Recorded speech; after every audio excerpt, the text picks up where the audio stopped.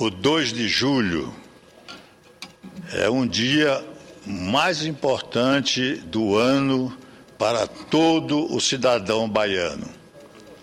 Temos dito desta tribuna que esta data representa um marco histórico para o nosso país.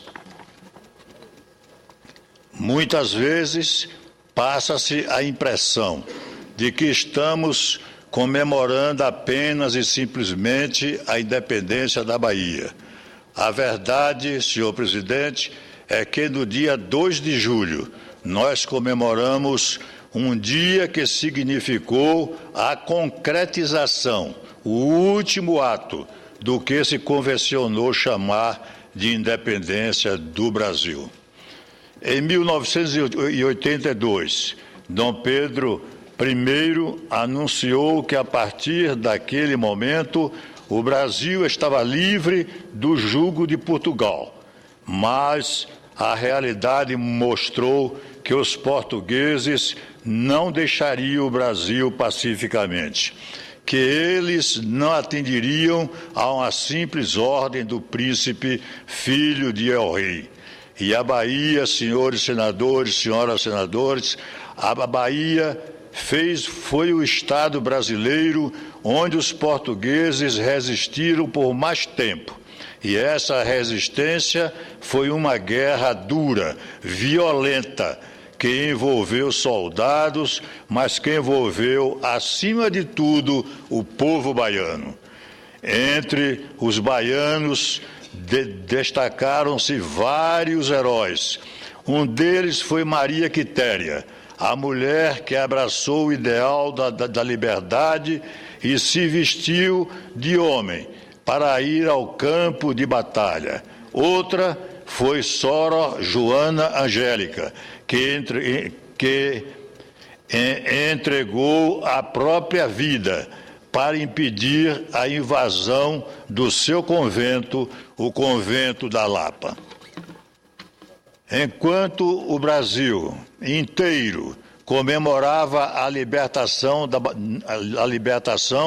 na Bahia a história seria diferente. Na Bahia, a renda gerada pela produção de cana-de-açúcar mantinha a cobiça do Reino de Portugal sobre as nossas riquezas, e a ordem era resistir.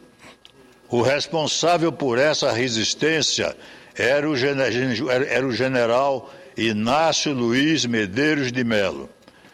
Diante dessa realidade, o governo de Dom Pedro I precisava fazer alguma coisa. O príncipe contratou, então, o serviço mercenário e competente do general Pedro Labatut, e o desempenho dos baianos na luta pode ser medida pela decisiva e vitoriosa Batalha de Pirajá. Símbolos da participação popular nas batalhas.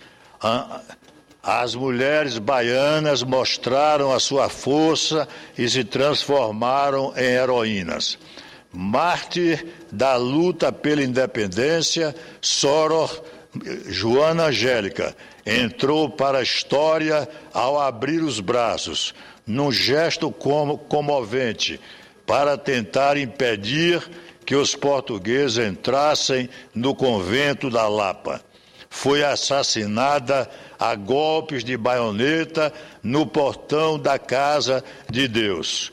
Outra heroína da guerra foi Maria Quitéria, que se disfarçou de homem e conseguiu se incorporar ao batalhão dos voluntários do príncipe, conhecidos como periquitos, porque tinham os punhos e as golas de suas fardas verdes. A história destaca a valentia do soldado Medeiros, como era chamada Maria Quitéria de Jesus Medeiros. Assim como Maria Quitéria, Maria Felipa de Oliveira também participou da luta, liderando a resistência popular à invasão da ilha de Itaparica. A história diz que Maria Felipa era uma negra forte, simpática e tinha um amor muito grande pelo Brasil, já que tinha vindo do Sudão. E aqui encontrou sua verdadeira pátria. Liderando um grupo de 40 mulheres, ela simplesmente destruiu 42 embarcações portuguesas que estavam ancoradas nas costas de Itaparica. Na vitoriosa Batalha de Pirajá, vale recordar a entrada dos encorados do Pedrão. Eram sertanejos, voluntários do Recôncavo, vaqueiros que se incorporaram ao exército com suas roupas de couro, montados nos seus cavalos, empunhando seus facões e gritando liberdade. Vários historiadores narram uma curiosidade decisiva da Batalha de Pirajá. Com 1.500 baianos para enfrentar os 3.000 soldados profissionais portugueses, o major Barros Falcão, no comando dos brasileiros, descobriu que poderia ficar irremediavelmente sitiado. Percebendo a inferioridade diante dos soldados profissionais portugueses, Barros Falcão ordenou ao corneteiro Lopes que tocasse a retirada. Mas Lopes fez o oposto. Empunhando a corneta, deu toque primeiro de avançar cavalaria e, em seguida, o toque de degolar.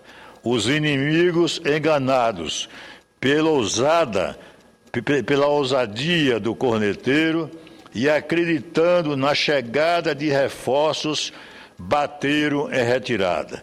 Os brasileiros saíram vitoriosos da luta.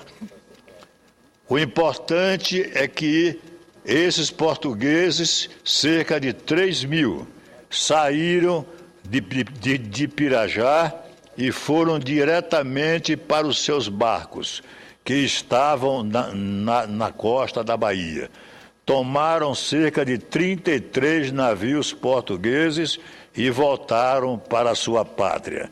Lembro ainda o poema de Castro Alves ao exaltar a liberdade que a coragem dos baianos proporcionou ao povo brasileiro. Lá do campo deserto da batalha, uma voz se elevou clara e divina. Eras tu, liberdade peregrina, esposa do porvir, noiva do sol. Hoje comemoramos os 189 anos dessa luta histórica. Lá no nosso estado, a Bahia, o 2 de julho é lembrado e comemorado com cortejos cívicos, desfile de carros, queima de fogos, hasteamento das bandeiras do Brasil e do 2 de julho. Acendimento da pira do fogo simbólico, apresentações de orquestras, exposições culturais diversas e manifestações populares. Tudo isso marcado pela imagem da alegoria do caboclo, que representou a luta duradoura ligada às aspirações de um povo. Na memória do povo da Bahia, essa data não se apaga, ao contrário, fazemos questão de lembrá-la, pelo marco histórico que ela representa para os baianos e para a cidadania de todo o Brasil. Muito obrigado, senhor presidente.